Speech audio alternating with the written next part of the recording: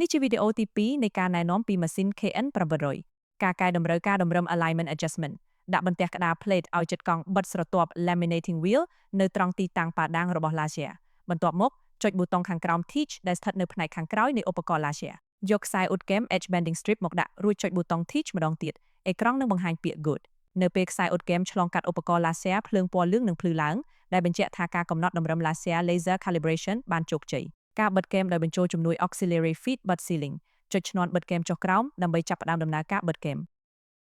សម្រាប់បន្ទះការងារទំហំធំត្រូវការជំនួយបង្វិលដោយដៃដើម្បីអនុវត្តដំណើរការបិទគែមមកស្វ័យប្រវត្តិ automatic edging ការតម្រឹមភ្ជាប់លើកដំបូងអាចមានគម្លាតឬប្រវែងលើសបន្តិចកែតម្រូវ fine tuning ឲ្យបានច្បាស់លាស់ទៅតាមទំហំនៃកំហុសដោយបន្ថែមឬបន្ថយប្រវែងតាមតម្រូវការឧទាហរណ៍ប្រសិនបើគម្លាតសាកល្បងមានប្រហែល1លីត្រូវបន្ថែមតម្លៃ1លីកែតម្រូវ fine tuning ឡើងវិញរួចធ្វើការសាកល្បងម្ដងទៀតបន្ទាប់ពីតម្រឹមបានត្រឹមត្រូវការភ្ជាប់ docking នឹងជោគជ័យ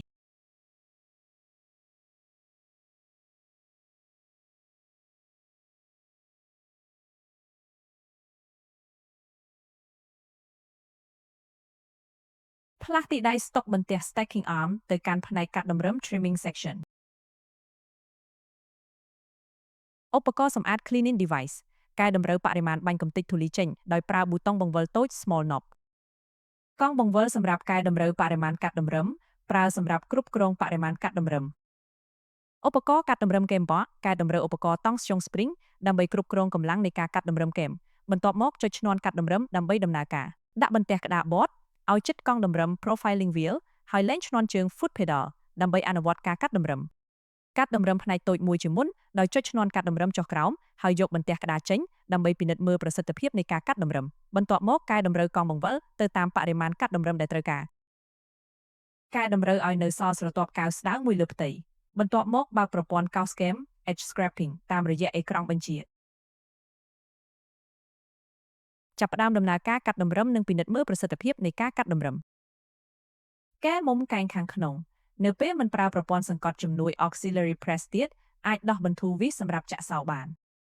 បង្វិលឧបករណ៍សង្កត់ជំនួយ auxiliary pressing device ទៅទីតាំងផ្សេងភ្ជាប់ roller សង្កត់ជំនួយ auxiliary pressure roller ទៅទីតាំងរុនដែលបានកំណត់បន្ទាប់មកបិទឧបករណ៍សម្អាតដោយចុចលើអេក្រង់បញ្ជាបន្ថយល្បឿនដំណើរការប្រហែល6ឬ7ដងបន្ទាប់មកចាប់ផ្ដើមដំណើរការឧដគែមនៅពេលឧដគែមដល់មុំកែងខាងក្នុងត្រូវរុញបន្តិចដើម្បីបញ្ចប់ដំណើរការឧដគែមមុំកែងខាងក្នុងឲ្យបានត្រឹមត្រូវ